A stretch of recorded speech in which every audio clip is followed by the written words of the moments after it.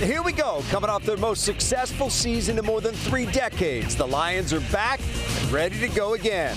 On tap, their first full squad practice of training camp. And this is our training camp special from the Meyer Performance Center in Allen Park. Welcome, everybody. Great to have you back. Here we go. Woo! Guys, we're live. We're back. We are live. live. We just left, right? It feels like we were in San Francisco just last weekend. Official Hello. introductions. Down for New Orleans. Here, Birchie's here, Hammer will be along, Dan Campbell will be along in just a bit. So will Aiden Hutchinson, Jared Goff. But let me start this like we start so many shows. Have to repurpose it a little bit. But I say to you, Woj, what is this season? What is this season? I contemplated this, Dan, and this is what this season is. Act like you've been there. And for the first time, the Lions know what it's like to act like you've been there. And it truly is. It is a whole new scenario where they have accomplished something. They want to accomplish even more. And Dan Campbell already talked about it right out of the box today. Complacency. He's not saying there's signs of it, but he wants to stamp it out before it emerges. Yeah, and it's interesting. They have been there, Birchie, and they left there bruised. That was a tough loss in San Francisco.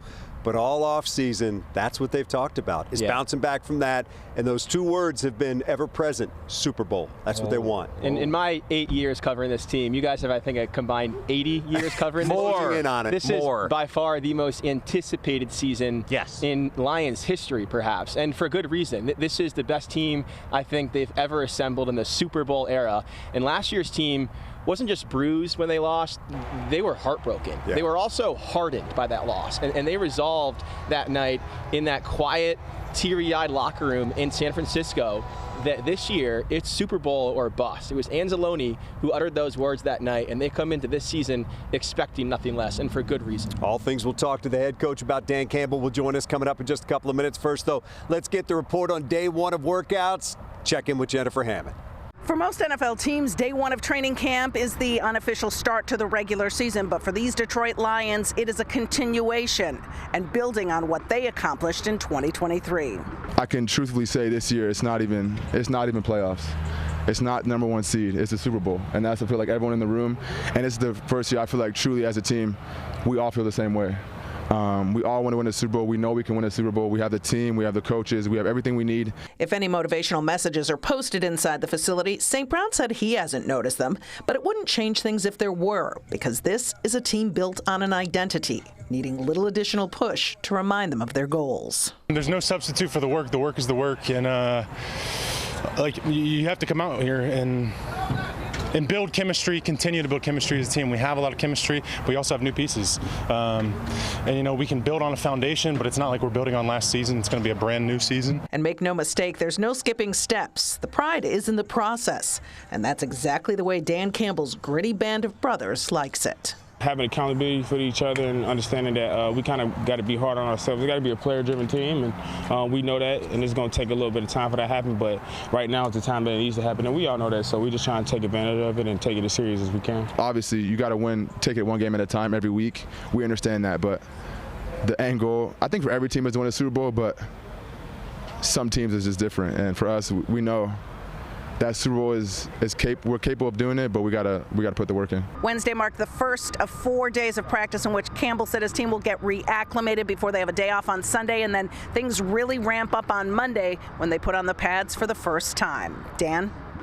All right, Hammer, thank you much. Joined now by Lions head coach Dan Campbell. Great to have you here. Let's start with where we start after many of these first days, the up-downs. How'd they go? They went good. Survived another year of them. I will say this, in 4 years, this was by far the fastest whistle. I mean, I think my fingertips got off the ground about a millimeter before it was blown again. So it was more like a push-up, an awkward-looking push-up, but we got them done. So. Look, this is such an anticipated season for this football team. You know what they're capable of. You saw what they did last year. You know what their goals are.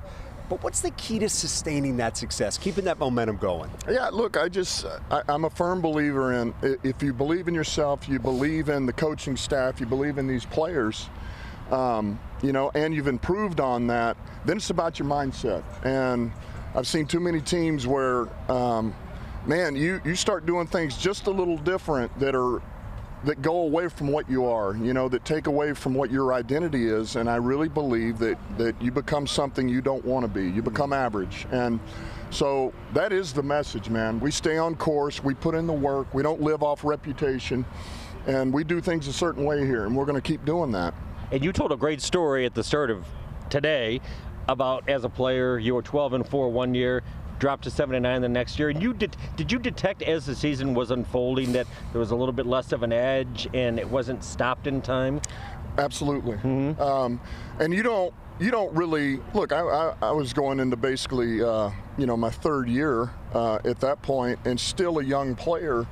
And you've got a number of we had a veteran team, a very veteran team, and so so much of it is in taking care of the older guys, and which there is something to that, but you still have to do things a certain way. And so yeah, there was and it felt a little different. It felt a little like, yeah, I think we'll be all right. We should be all right, but man, I can't believe that we're not going past. I can't believe we're not going to practice today. I can't believe that we're out earlier today. I can't and then pretty soon you get in the season, you realize you're not the same team. And this was 20 plus some years ago, and you said it still sticks with you as a lesson? Absolutely. And I would tell you the combination of that and then going with Sean at New Orleans, right, coaching under him, those years, 4 years in a row, NFC South champs, and man, we were a juggernaut down there, and it was because of the way we did things, the way we practiced, and we didn't take shortcuts ever. And it didn't matter who we had, it didn't matter how veteran or how young. Man, we did things a certain way, and that's important. Well, Coach, since we're picking at old wounds, I want to bring up the 49ers game from last season. What was it like watching that game back? Have you guys had a chance to watch that back as a team? I know you said you wanted to, and as you watch that game back, what did you learn, and how much does that serve as motivation this season? Yeah, we've seen it as a staff, and certainly I've seen it more than that.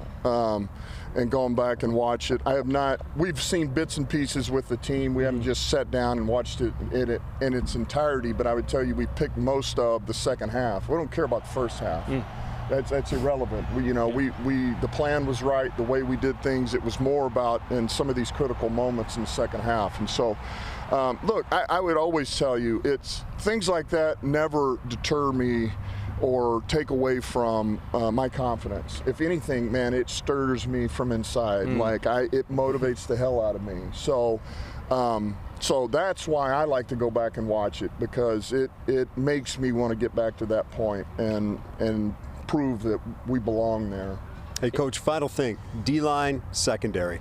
A lot of options there, a lot of positional versatility there. Yeah. Talk about your process of going through this camp with Aaron Glenn, with your position coaches, and finding what the best alignment of guys on the field is. Yeah, well, hey, mix them up, and let's give everybody an opportunity, to get in there and do what they do a little bit. And it's a great problem to have. It's not a problem. It's a great situation to be in. Man, we really like where we're at, and every one of those guys are going to get an opportunity to showcase what they can do. And we're going to, look, we worked E-Man at nickel today, and he's going to get some nickel. Let's see if he can do that, as well as outside. So, and look, the best man's going to play for us. The guy who gives us the best chance to win games and produce on the outside, inside at D-line is going to freaking play for us. Coaches love competition. That's what you got, right? That's absolutely the greatest motivator is competition. Coach, we appreciate it. Day one down. All right, Day one down. Day one down. On there to day two. Is. Dan Campbell, we appreciate the time. Our training camp special rolls on after this. Jared Goff, Aiden Hutchinson, both set to join us. Stick around. More coming up.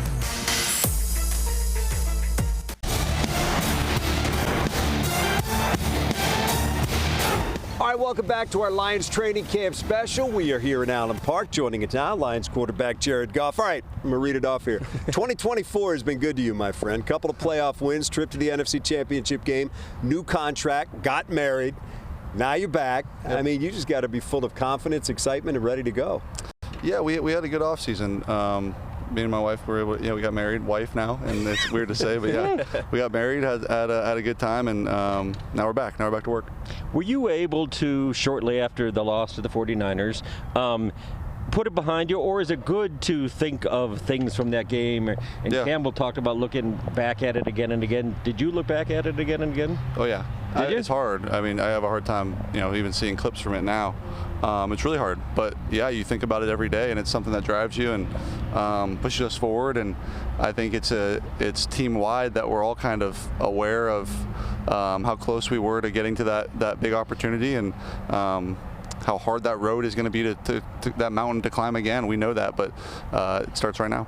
With a new contract comes new expectations, sometimes more pressure. When you sign a deal like that, do you change in any way your approach to your business on a day-to-day basis? No, it's a good question. No, you really try not to, and I've been fortunate enough, it's my second time getting an extension, so I learned a little bit from the first time of things I wish I would have done differently or done better. And no, you do the same thing. There's a reason why it happened and why you got here, and their belief in me, and I shouldn't change who I am now because externally things changed. So you're saying you're not going to become a prima donna? Come on. I sure hope not. I thought all quarterbacks become that way eventually. No, I sure hope not. If I do, you got to slap me in the back of the head and be like, hey, we'll slap you in the back of the head. But are you conscious of that, of your teammate? You are one of the obvious leaders on this team, and there's some new guys here. Are you conscious of setting that tone for the rest of the team? Yeah, I think so, just as a leader. And I don't think it has anything to do with the contract or anything like that, but that's just who I am, is setting an example, setting the tone, making sure guys know that it's time to go. I mean, they do, but every day I got to show up and be consistent, and I think that's what good leaders are, and that's what I try to be. Jared, where does this offense get better? You guys have been really good. Even in 2022 when you started and you weren't winning at the beginning, you were scoring points. Where do you get better? Where does it go from here?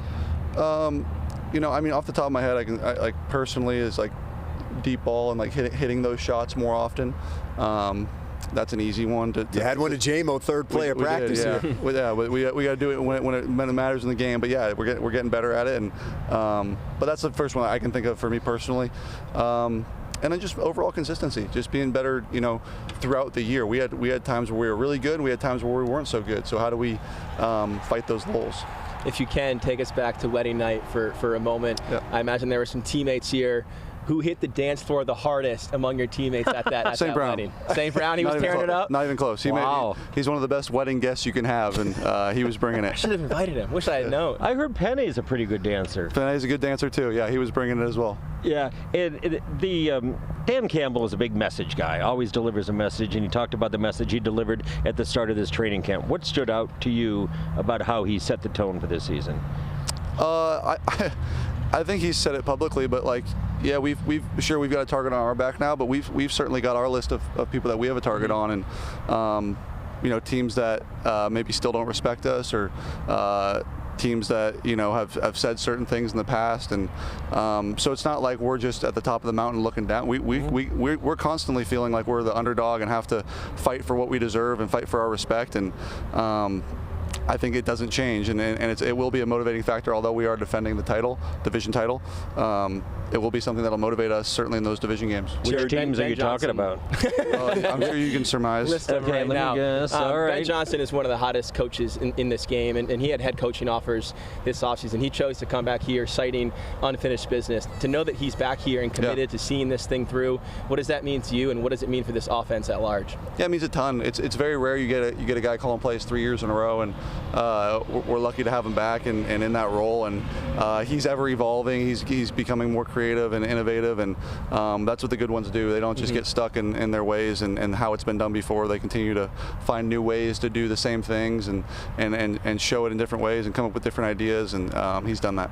Jared, appreciate the time, man. Congratulations on all the good things that have already happened in 2024. Now we're looking for more. That's right. Thank you. Good stuff. Jared Goff joining us right there. Our Lions training camp special moves on right after this. Aiden Hutchinson's going to join us on the other side. Stick around. Coming right back to Allen Park in a moment.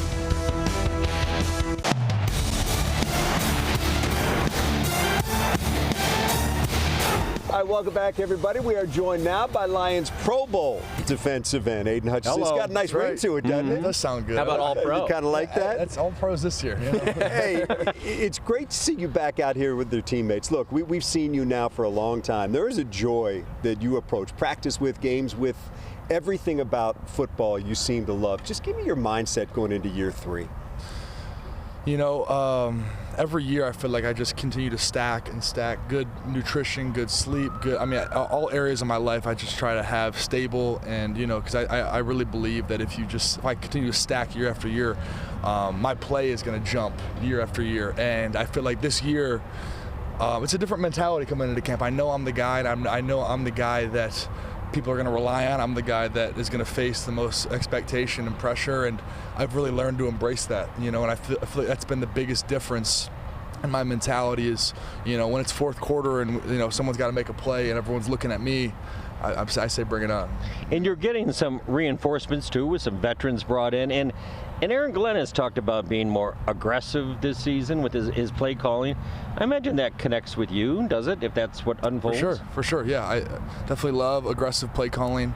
I think AG got back to his roots in the middle of the season last year. I think we talked about it. And I think we really turned up on defense in that second half of the season especially. So we'll see. I mean, I'm really excited for you said the new guys we got. Marcus is awesome. DJ seems awesome. I can't wait to see him play. And a couple new guys in the secondary. So, again, it's all very, very exciting.